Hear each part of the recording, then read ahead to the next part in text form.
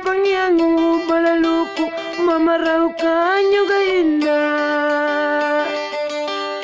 kakubeli wala tanahumba kupamandu nyana huri wangu akaina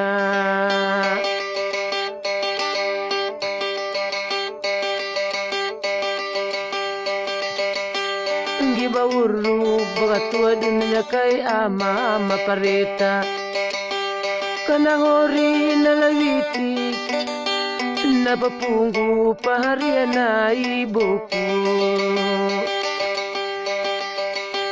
gibatobu pakamiti dunia ina makuaha kanangguti nakalara tu napabanja lupanggiala nai apu.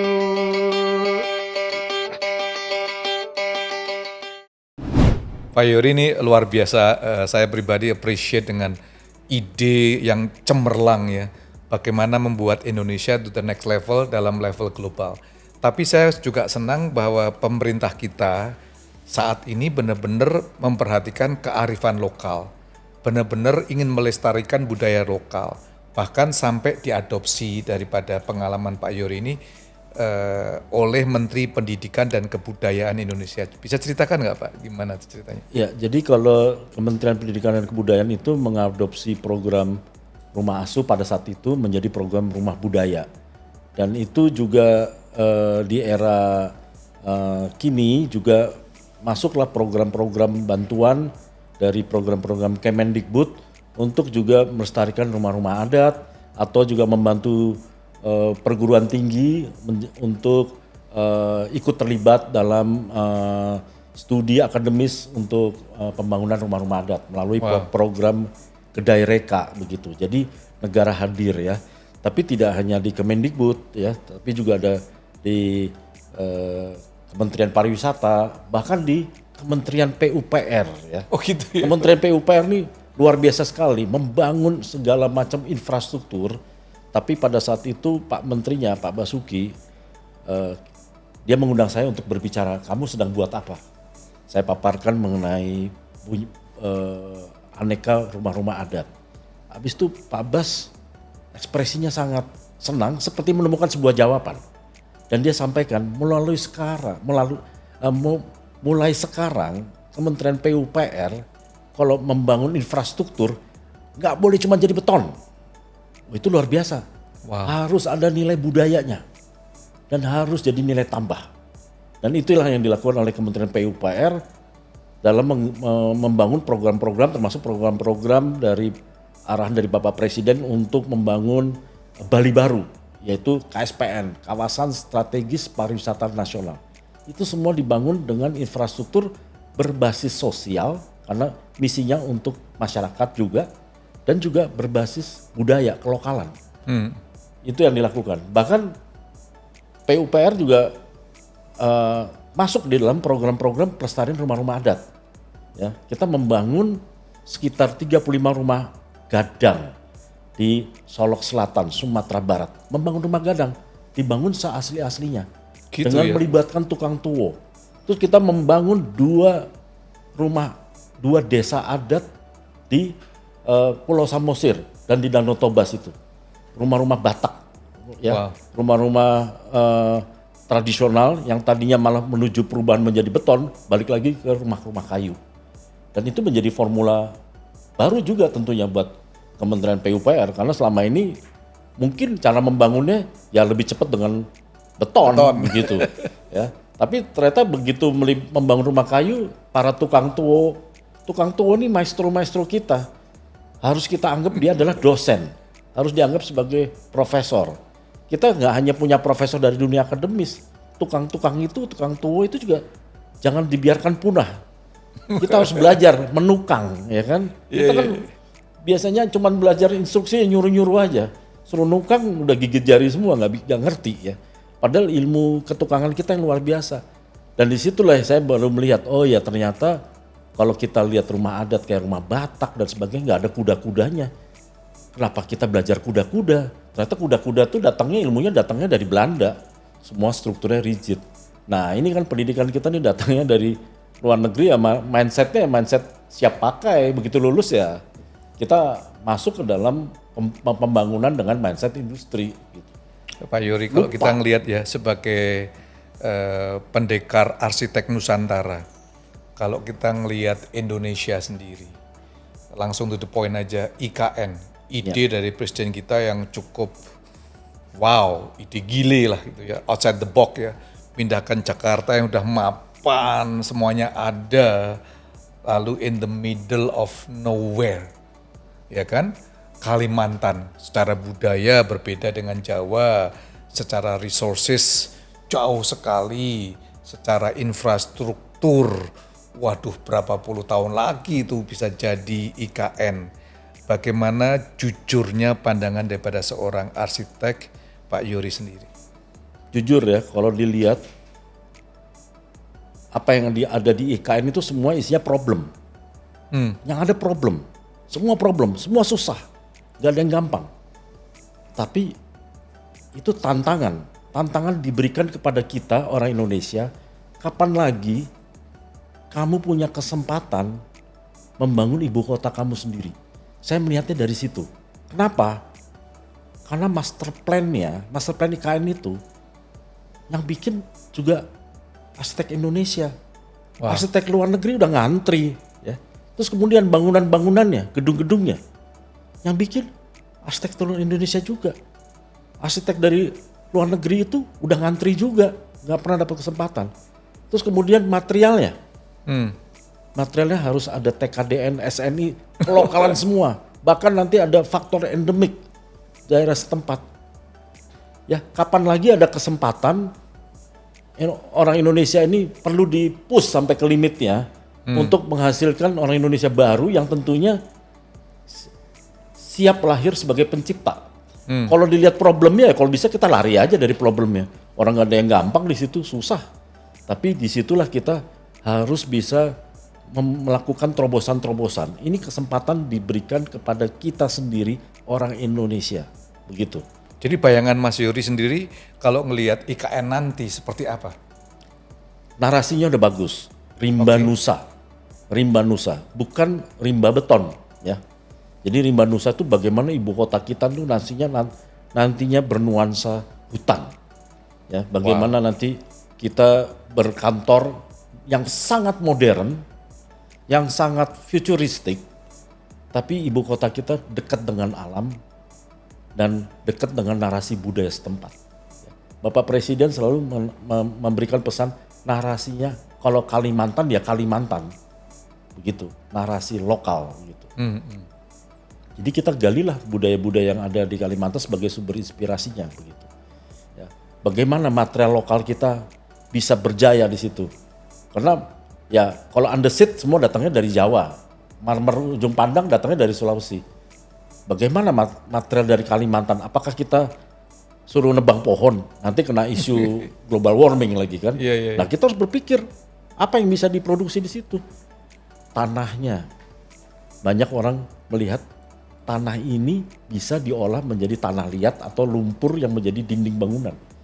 Ini material endemik ya kan, begitu. Wow. Jadi kita bisa menciptakan material-material baru, bukan sekedar bata cetak yang dijual di pinggir jalan, tapi kita pemikir-pemikir kita harus bisa menginovasi bagaimana material alam ini bisa menjadi material bangunan. Ya. Supaya narasinya adalah rimba Nusa bukan rimba beton, begitu. Kalau nanti jadinya rumah beton, atapnya semua seng dan sebagainya, ya itu gagal itu. Sebagai arsitek Indonesia mau diberi tantangan, jawabannya seperti itu. Itu artinya problem dijawab dengan problem lagi. Gitu. Ya, gitu. Kurang lebih berapa tahun tuh Pak Youri dari sisi arsitek? Gak ada ibu kota yang dibangun dalam 10 tahun. Kita lihat aja tetangga kita Malaysia, Putrajaya sampai sekarang baru mulai berfungsi. Mungkin itu bangunnya udah 30-40 tahun yang lalu. Kedutaan besar kita masih di Kuala Lumpur, belum di Putrajaya gitu. Jadi itu proses panjang, tapi ini kan udah kesepakatan bahwa orang bertanya kenapa nggak di Jakarta? Ya dari dulu Jakarta juga ada beban jadi ibu kota. Beban kota industri, kota pelabuhan, ibu kota lagi, semuanya lewat di situ. Ya Jakarta kita branding aja jadi kota pariwisata. Kan lebih keren kan? Wow. Iya. Pelabuhan pinisi ada, apalagi ada, udah sekarang jadi pelabuhan industri, peti kemas semua isinya. Mau lihat laut aja, lihatnya peti kemas. Kalau bisa tuh peti kemas dipindahin aja gitu loh, ya kan? Jadi kota industri iya, ibu kota iya, udah nggak ideal memang. Kita jadi kota pariwisata. Jadi kalau lihat IKN tadi dari sisi seorang arsitektur Nusantara, ini satu kesempatan di tengah tantangannya. Kesempatan yang tidak datang 2 kali. Wow. Jadi kalau saya diminta berpartisipasi, saya dengan senang hati, ya, dengan senang hati karena banyak mindset baru, terutama ini master plan itu kan dirancang sebelum pandemi ya, terus kemudian bangunan dirancang sesudah pandemi. Apa bedanya? Jelas beda, ya. Ruangan-ruangan akan lebih efisien. Kita udah punya teknologi Zoom, belum nanti ada AI, artificial intelligence lagi masuk di masa depan. Terus kendaraannya model taksinya pakai drone, nah gimana? Ya kita nggak boleh berpikir ibu kota ini dirancang seperti ibu kota masa kini dan masa lalu, enggak. Ini ibu kota masa depan gitu loh. Wow. Pak Youri, banyak sekali pertanyaan yang ada di otak saya nih, tapi waktu ini kan jalan terus. Sekilas Pak Youri, kalau kita ngelihat kan tadi adat ya, banyak sekali kita ceritanya tentang daerah-daerah yang ada di pedalaman. Sebagai seorang arsitek Nusantara, juga arsitek modern. Kalau lihat Jakarta atau kota-kota gede di Indonesia ini kan sedikit sekali ya ruang tata hijau, hampir kandas ya, semua dibangun semuanya. Betul. Bagaimana pesan-pesan apa yang Pak Youri bisa berikan untuk para arsitek atau bahkan pemerintah sendiri untuk selalu berapa persen sih ruang tata hijau yang ada di kota demi kota yang harus tersedia? Ya, jadi lagi-lagi saya cuma ingin supaya masyarakat kita modern ini belajar pada kearifan lokal atau cerlang Nusantara kita ya. Bagaimana mereka yang selalu kita anggap, wah mereka masyarakat animis yang berbicara pada roh, itu salah, itu harus dirubah. Bagaimana mereka punya kemampuan berkomunikasi dengan alam. Nah, desa-desa adat tradisional kita itu sudah memberikan contoh yang luar biasa. Arsitekturnya sendiri tidak menjejak di atas, dia hanya berdiri di atas tanah tapi tidak melukai bumi. Itu adalah arsitektur tahan gempa. Ya. Arsitektur yang bergoyang pada saat gempa, dia tidak akan rubuh. Kita harus belajar loh, orang luar negeri belajarnya ke Indonesia kok. Ya, ruang-ruang terbukanya juga seperti apa, alun-alun, model dan sebagainya. Kita ini terlalu berkiblat pada kota-kota industri di luar negeri yang bangunnya begitu masif. Dan akhirnya nggak menyediakan ruang-ruang terbuka. Nah, kesempatan itu tentunya kita berharap di model IKN itu akan menjadi wawasan baru, cara berpikir baru.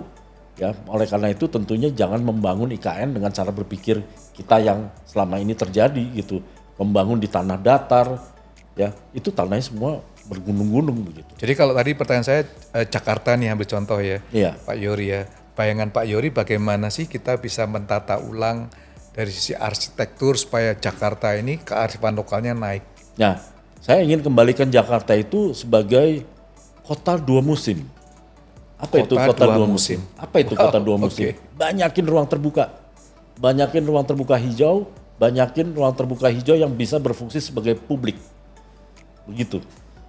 Contoh karena konkretnya? selama ini namanya ruang terbuka hijau itu adalah ruang cadangan untuk jadi bangunan juga begitu. Nah, itu kan pesat sekali kan. Begitu bagaimana begitu banyaknya ruang terbuka hijau kita akhirnya jadi bangunan. Nah, kalau bisa justru ruang-ruang hijau kita diperbanyaki. Tidak hanya diperbanyak tapi juga dihidupkan. Sehingga menciptakan manusia-manusia outdoor yang jauh lebih sosial, yang saling berinteraksi dan saling mengenal satu sama lain. Sehingga kota kita lebih terasa kita saling memiliki dan saling mengenal dengan kota kita sendiri. Musim keduanya, tadi kan 2 musim. Ya, 1 ruang hijau, perbanyak. Perbanyak ya. Kegiatan publik outdoor diperbanyak gitu loh. I see. Nah, jadi jangan nanti yang namanya ruang hijau itu adalah cadangan menjadi bangunan next building juga, akhirnya jadi super blok lagi hilang begitu loh. Jadi itu yang harus juga justru harus di kalau bisa malah bukan semakin bertambah semakin berkurang itunya. Bangunannya begitu. Pak Youri bisa memberikan tips-tips nggak seandainya teman-teman lihat program ini ya, tips kepada para arsitek yang ada di Indonesia. lalu tips kepada para swasta atau para developer lah. Ini kan masalah utama seringkali developer membangun kearifan lokalnya hilang. Ya. Ya kan, mungkin ada pesan khusus nggak ya Pak Yuri? Ya tentunya kalau buat para arsitek, saya cuman menyampaikan pertama ini sebagai profesi arsitek itu adalah profesi yang sangat luar biasa kesempatannya. Kita nggak hanya bekerja sebagai arsitek semata, tapi kita juga bertanggung jawab terhadap lingkungan binaan, kehidupan, alam dan sebagainya. Dan itu adalah juga keilmuan, dan untuk itu ya kita juga harus belajar ya kepada tradisi dan adat yang diturunkan dan sudah survive sekian tahun menjawab segala macam kehidupan. Itu yang kita lupa pelajari. Dan tentunya arsitek ini juga harus juga tidak bekerja menunggu pekerjaan. Kalau menunggu pekerjaan itu ya akhirnya kita menjadi arsitek yang pasif. Arsitek itu harus bisa menjadi entrepreneur. Harus jadi entrepreneur, menciptakan lapangan pekerjaan ya.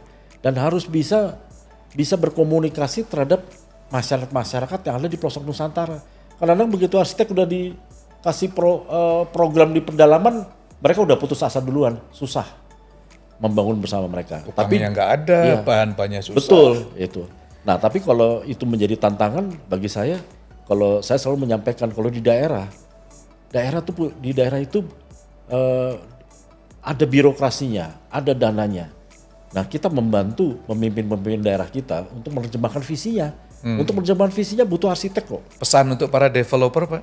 Ya pesan untuk para developer ya percayalah dengan narasi Indonesia. Developer kita ini kadang-kadang kurang pede pakai narasi Indonesia. Nama-namanya aja luar negeri semuanya, gimana iya, tuh Pak? Betul. Dan kalau membangun ya harus membangun lingkungan, jangan semuanya serba beton, serba padat gitu ya. Itu menjadi kita benar-benar menjadi bagian dari mesin gitu rasanya. Jadi itu yang saya sampaikan bahwa developer makin banyak menyumbang lingkungan binaan, lingkungan hijau, ruang publik itu makin bagus. Ya kalau ruang publiknya nggak ada ya udah di semua atap bangunan jadiin ruang publik lah, jadiin ruang hijau, jadi bangunannya benar-benar green gitu. Ya. Dan harus percaya dengan Gak bisa cuan Pak Yuri. Iya. Dan harus percaya dengan narasi Indonesia gitu. Ya. Dengan interior Indonesia, dengan penampilan Indonesia begitu. Pak Yuri, kan saya melihat pemerintah saat ini sedang galak-galaknya ya untuk menggalakkan semuanya kearifan lokal. Mungkin ada undang-undang tertentu yang perlu dirubah nggak Pak, sehingga para developer selalu mempertahankan bahkan melestarikan atau mengkombinasikan antara modern dan budaya adat. Ya kalau masalah adat itu tentunya udah ada undang-undangnya ya. Ada ya? Udah ada undang-undangnya. Tapi kan itu membangun rumah adat. Misalnya saya seorang developer. Masyarakat adat itu nggak hanya rumah melestarikan adat. Ada undang-undangnya bahwa wilayahnya diakui oleh pemerintah. Sudah ada itu undang-undangnya. Jadi semakin lama undang-undangnya semakin maju ya. Udah mulai semua suara-suara dari masyarakat adat terhadap kelestarian hutannya, kelestarian alamnya, pemerintah juga dengar gitu loh. Ya, kalau kita ya pada dasarnya ya kadang-kadang ini kita membangunnya membabi buta aja gitu loh. Ya, kalau membabi buta, jangan membangun di tempat-tempat yang lingkungannya punya dampak sosial atau dampak lingkungan yang besar begitu. Nah, developer tuh harus juga sadar begitu. Jadi kita harus bisa membangun daerah-daerah yang memang tidak produktif, itulah yang kita bangun begitu. Jangan membangun di atas sawah yang lagi subur gitu misalnya. Ya, misalnya seperti Bali. Bali itu lama-lama mana sawahnya ya? Udah jadi hotel semua begitu.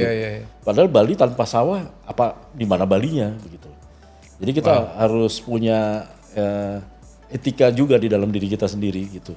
Jadi kita melihat itu ada alam ya udah alam bagus ya jangan jadi bangunan.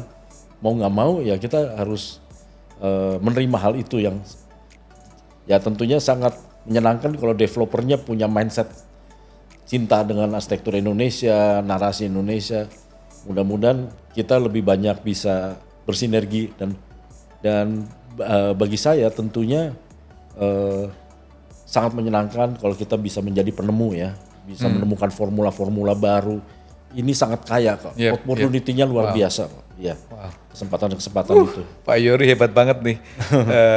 Terakhir Pak, mungkin ada pesan atau mimpi daripada Pak Yory sendiri atau the next project yang Pak Yory mimpikan Pak.